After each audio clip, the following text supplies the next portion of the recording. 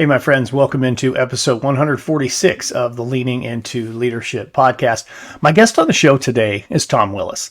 Now, you might be wondering, who is Tom Willis? Well, let me tell you this.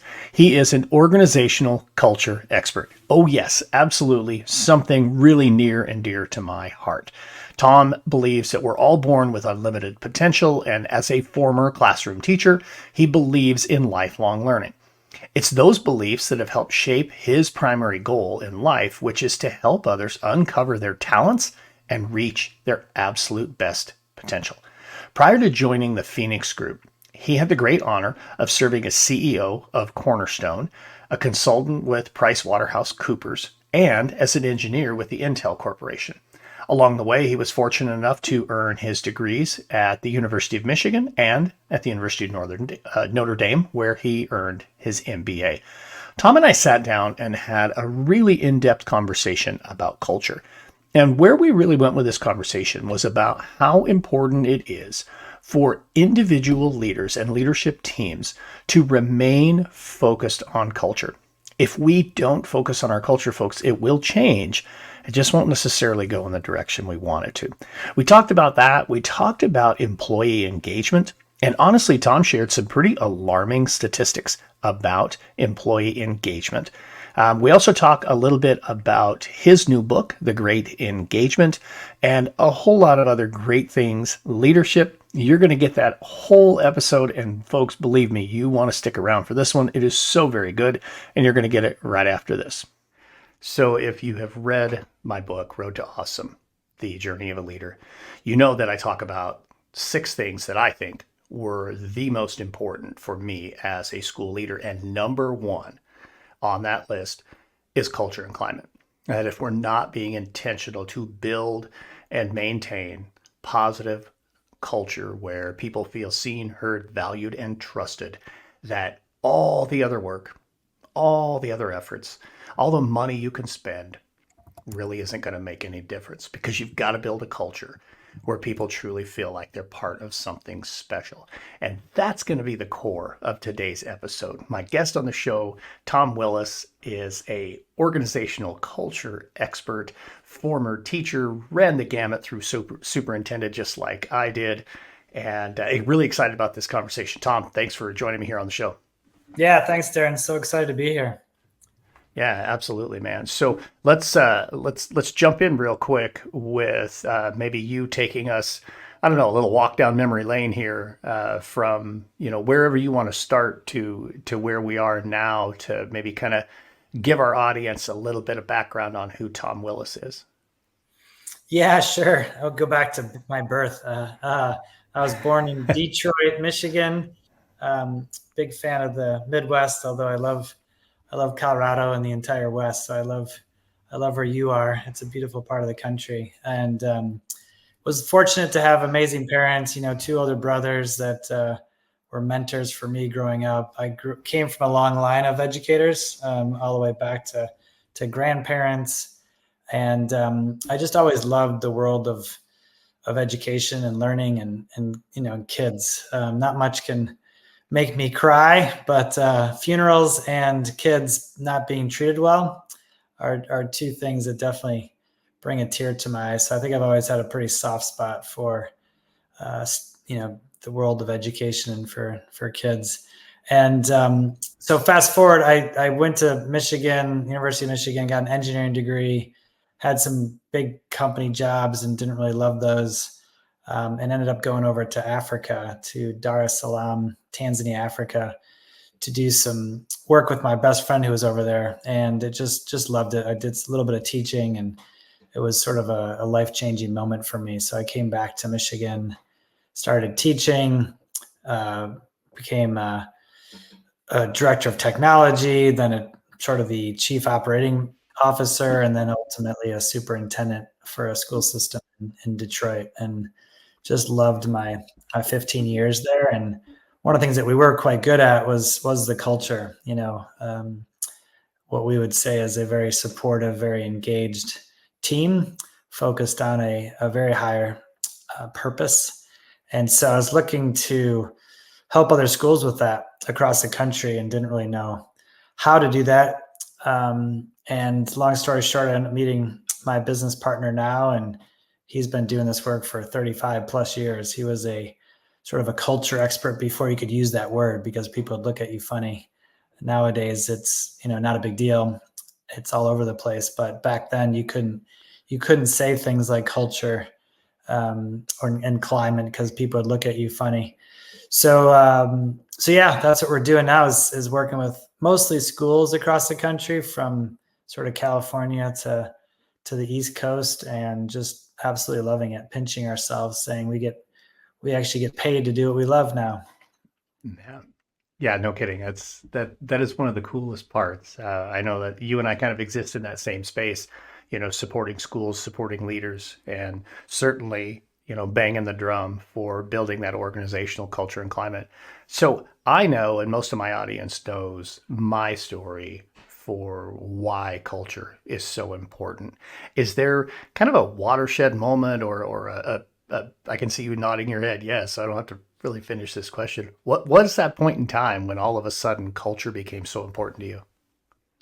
Yeah, I don't know if there was a single moment in time, but a few thoughts come to mind. Obviously, many people have heard the Peter Drucker quote, although he didn't say it originally, that culture eats strategy for breakfast.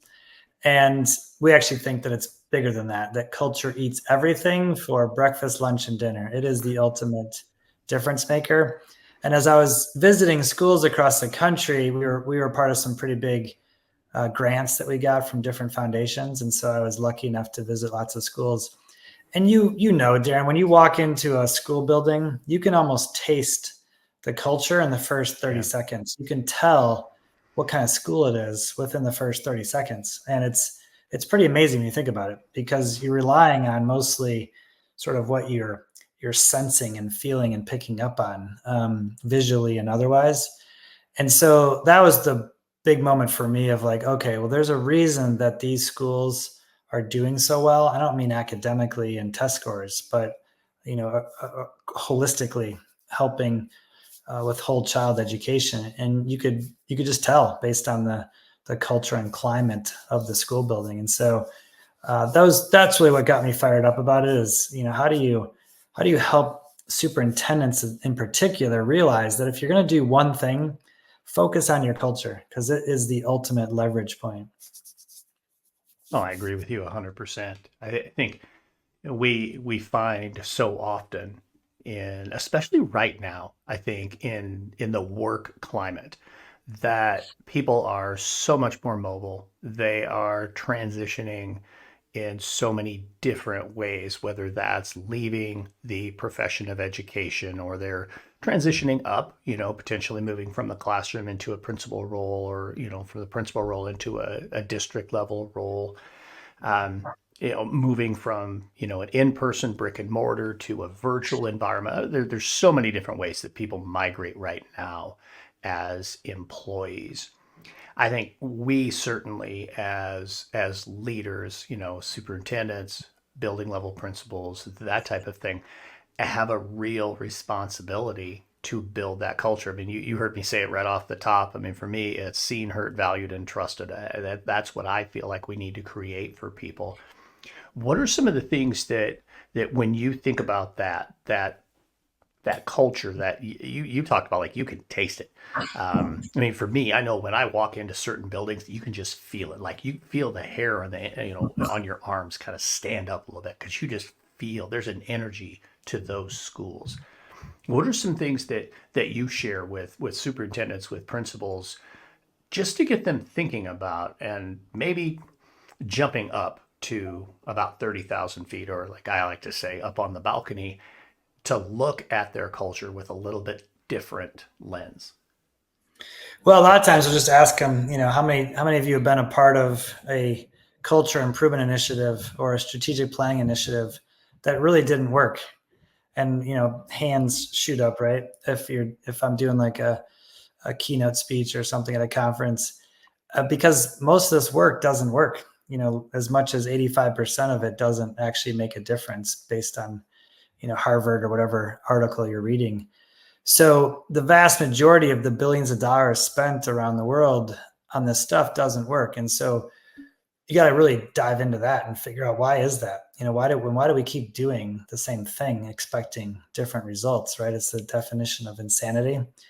And what we've come to understand, having done this now for close to 40 years, is that one of the biggest reasons is that because culture is mostly unconscious, it's mostly below the surface, which is why you can pick up on a culture just by the first 30 seconds. You can feel it sort of in your bones, if you will. And that sounds sort of soft, but it's really not. It gets to the heart of why, if you do the soft stuff, it produces hard results. If you really focus on shaping and improving and creating a more engaging culture, you will get significant results. In fact, one of the school districts we're working now in Illinois saw a over 100% increase in their ELA scores and a 70% increase in their math scores. And we did not set out to touch that. That was not our stated goal, but it was an outgrowing of them getting really intentional about creating a more engaged culture. And so too often we focus on, if you think about like the tree analogy, we focus on the leaves, right? And we know intellectually that if you want a tree to be more healthy and you want the leaves to be more healthy, that you need to work on the roots. But what do? We go work on the leaves and we go work on the branches, right? We go teach to the test, for instance. And really what you have to do is slow down and go to work on, okay, what's unconsciously shaping the culture? What is it that's getting in the way? And that's not really easy to do, which is why most people don't do it. But we actually have a process that we've been using for a long time that we actually guarantee results with. And so that's one of the things that superintendents really appreciate about our approach, is that we put our butt on the line for results, not just for taking them through a process or taking their team through a process. And, whether it works or not, we get paid. We don't like that idea. We don't like that model. We want to be held accountable for producing results in partnership with them. Yeah, I think one of the things that you just talked about there too, that's really huge. I mean, and man, we can chase that culture and climate in so many different directions. But one of the pieces that I find really interesting, and you and I were talking just before we hit the record button, relates to that employee engagement piece. I mean, again, people can come and go, and that's always been the case in education, right? I mean, when I was a building principal, I had 140 teachers on my staff, and every year I was hiring 6, 10, 12, something like that. Sometimes it was real low, sometimes it got a little bit higher, but now in our current times, that migration number seems to be a lot higher. And I think it gets back to something that you just talked about, and that's that engagement. It's actually, and not student engagement. We're talking about employee engagement. You were sharing some really interesting research just before we hit the record button. I want to go ahead and go at that, because I think one of the big pieces with our culture, every time we bring somebody new, that changes the culture. New player, new team. And when we're turning over at a really high rate, it becomes very difficult to really get that culture where we want to go. So I want to have you talk just a little bit about that employee engagement piece. Yeah, literally, it was April 10th. So just a month ago, a little less than a month ago, Gallup released their latest engagement survey, and we're at an 11-year low. It was 4.8 million fewer U.S. employees are engaged as of the first quarter of this year, and it's sad. It dropped down to 30%. 30% of employees in the United States are engaged in what they do, which means 70% are not engaged, or actively disengaged, are resigned, or just alarming. Quiet quitting, right? Or loud quitting. Yeah. That's pathetic. It's like I don't know. I can't wrap my brain around how sad that is. How many people are willing to sort of tolerate this? And again, it's not the superintendent's fault in the case of education, or the CEO's fault, but it is their responsibility, in my opinion. It's ultimately up to you as the leader to declare, what, this is no longer acceptable. And maybe you're doing well comparatively. Maybe your engagement is 40 or 50%. That's still pathetic, in my opinion. So go to work on it. Go work on creating a culture where 60, 70, 80% of your employees are fully engaged. You'll never get to 100%. This isn't Pollyanna, Yeah. but you can certainly improve. There's always, always upside. And it starts with the leader taking ownership of it and declaring a different future for the team. So let's chase that a little bit further. Maybe mine for a little bit more gold there, because it's one thing to tell leaders, hey, you've got to do the work to build that culture, but not all leaders. I was having a conversation last night with a friend who's debating on whether or not to throw his hat in the ring for what's about to be a vacant principal position in his district, and he is a culture builder, and the outgoing principal is not a culture builder. So it's one thing to say we need to build the culture, but some people just really don't know how to do that. They don't know where to begin. And maybe something even to say before I press you for this. Every building has culture. It's just whether or not it's positive culture, whether it's engaging culture, whether it's the type of culture that you really want. So if I'm a leader who maybe I just had my watershed moment and I'm like, hey, I know my culture stinks, but I don't know where to start. What are some pieces that you recommend to leaders to maybe get the ball rolling? Yeah, and actually, it helps by saying that it's not good or bad. And what I mean by that is that wherever you are is where you are. Quite literally, it's not rocket science. That if your engagement is 10% or 30% or 50% or 80%, great, it's where you are. Part of it as educators is we need to let go of the past, and because we spend so much time talking about, well, this is why it's this way and this is what happened, and before me there was this really horrible superintendent and it's really all his or her fault, and we spent all this time in the past and it doesn't matter. It gets us nowhere. If we just stop and say, okay, it is what it is. Now, what am I going to do about it? How am I going to improve upon it? And we wrote a book that we just released a couple months ago called The Great Engagement. And it's all about how leaders create exceptional cultures. So this sounds like a plug, I guess it is, but it's a great place to start. Read that book and it'll give you lots of ideas on what to do, where to start, and start to give you the foundation of it. And ultimately, you're probably going to need some help, whether it's with us or somebody else out there. Find somebody that can really be your Sherpa, can help you climb that mountain, because it's not easy. It takes some serious effort and some serious work, but also find somebody who's willing to be your partner, who's willing to commit to producing tangible results. If they're not willing to put their butt on the line for results, then go find somebody else. I think that's huge right there. You said something the first time you and I had a conversation, and I want to go at that. I think it's just such an important piece. With the work that I do, with my leaders, it's number one, let's get really clear about what matters, and then number two, let's go be intentional about that. And you had talked about growing your culture on purpose, and I think the being intentional about your culture. Again, your culture is going to ebb and flow all the time. It's whether or not you're purposeful about what you do. I want to just float that phrase back over to you and let you run with that just a little bit, because I think there's so much in there that's really truly important. So I want to see where you run with that phrase. So what was the phrase again exactly? Say it again. Grow your culture on purpose. Okay. Yeah. That, we all are basically, I love this idea. It came from Matthew Kelly, that we're all cultural ambassadors, that every person is either adding to the culture or subtracting from it. And in my view, there is no neutral. There is no coasting. In fact, if you think about coasting, in order for you to be coasting on a bike, you literally have to be going downhill in order to do that. So coasting is a form of detracting from a culture.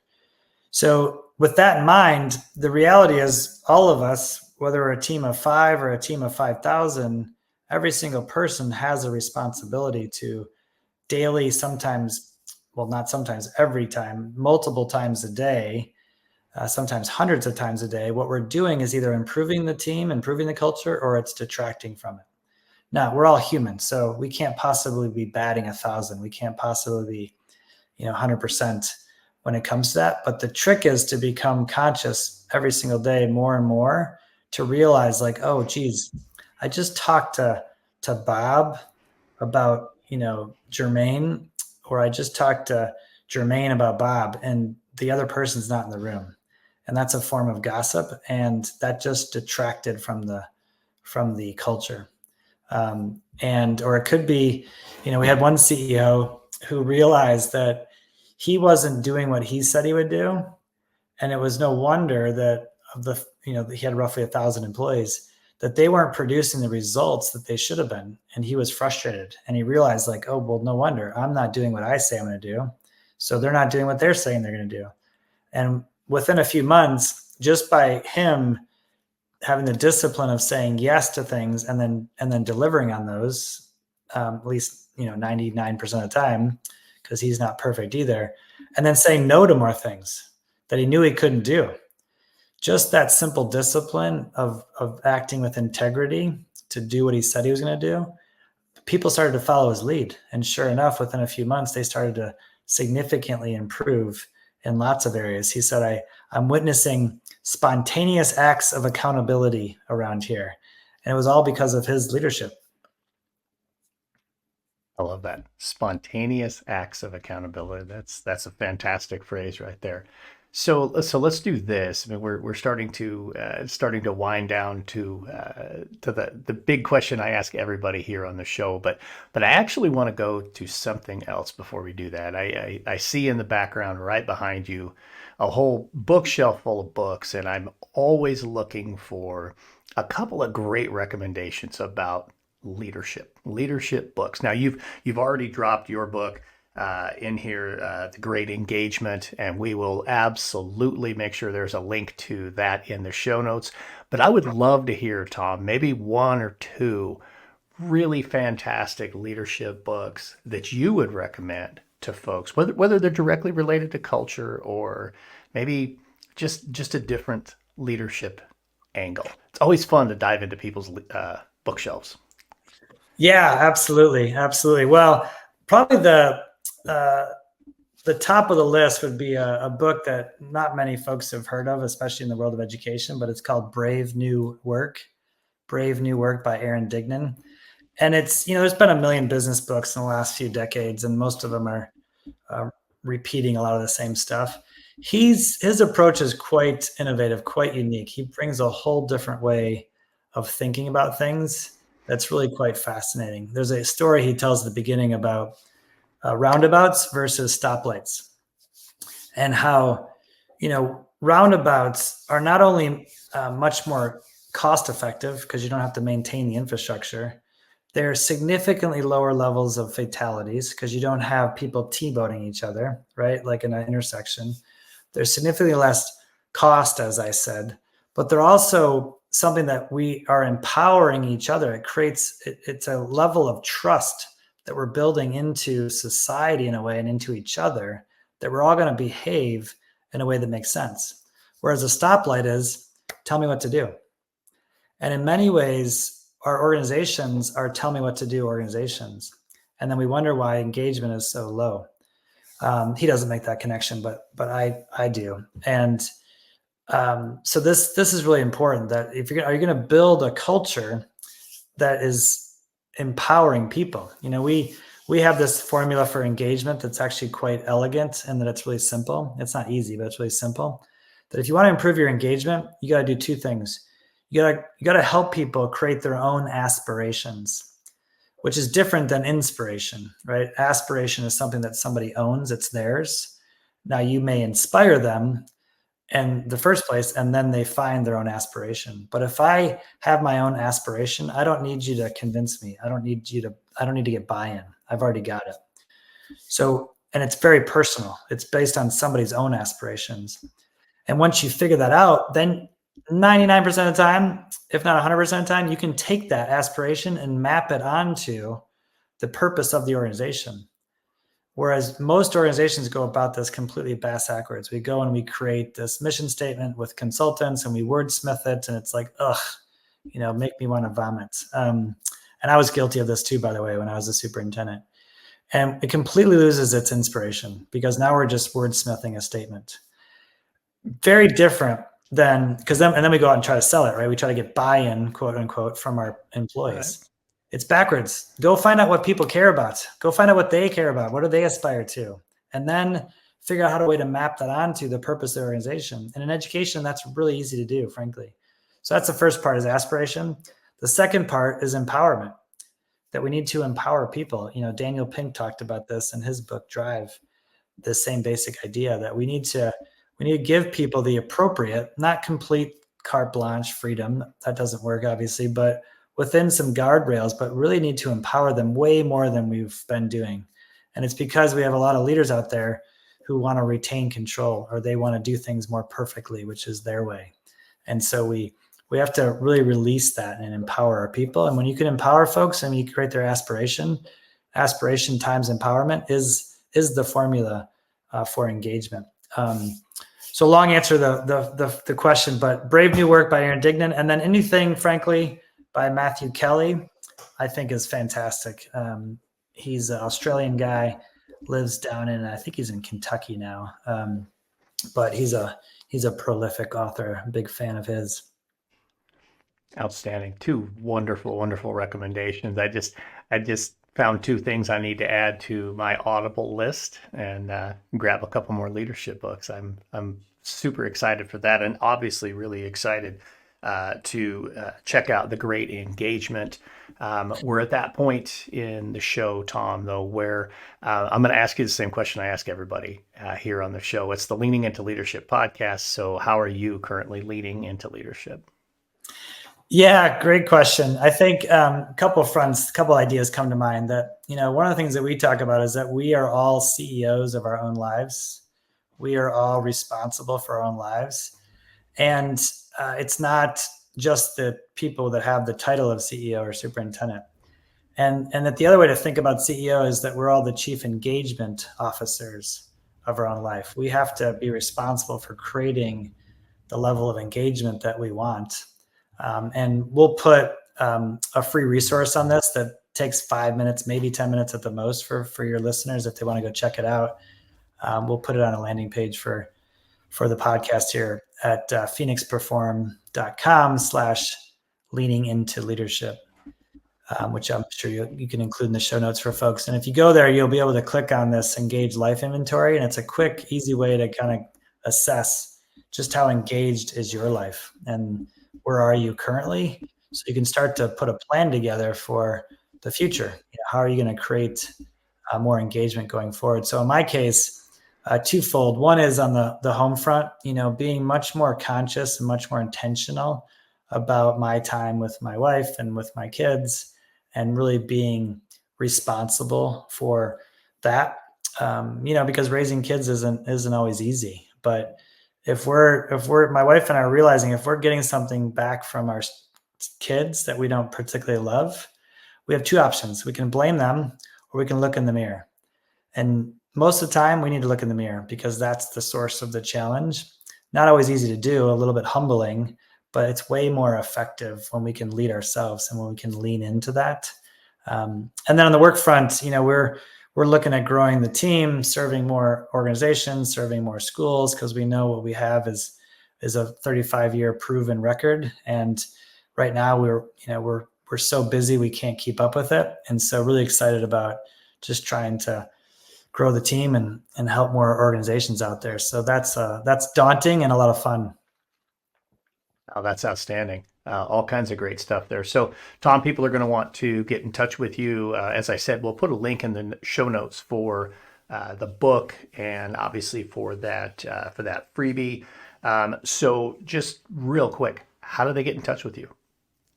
Yeah, probably that landing page is the easiest. Our website is phoenixperform.com. So Phoenix like the city, perform.com.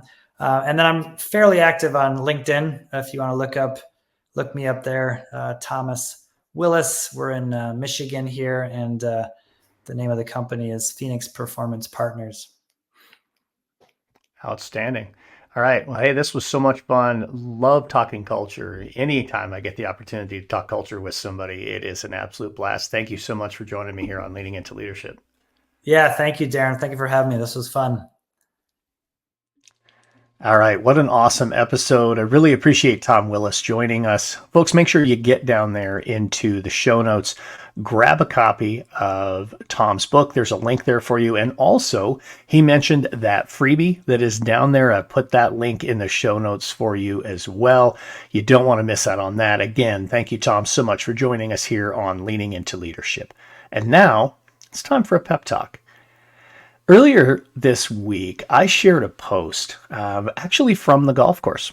I was out on an early morning on Thursday playing a quick 9 holes of golf. I teed off about 6 a.m., and it took me back to a time when I was a high school principal. You see, I used to go almost every single day in the summer, and I would tee off about 5:15, 5:20, somewhere in there, right as the sun was just starting to come up. Just when there was a little bit of daylight is when I would hit that first ball. And the idea was not to play for a score. In fact, usually I didn't keep score. Usually the whole goal was just about get a little bit of cardio, get those steps in, and to be centered and focused, to reflect, to disconnect, just to have that time for myself. You know, as leaders, sometimes we don't take the time that's necessary to keep ourselves centered, to keep ourselves focused, and to keep ourselves physically and mentally healthy. So my challenge for you this week is whatever it is that really works well for you.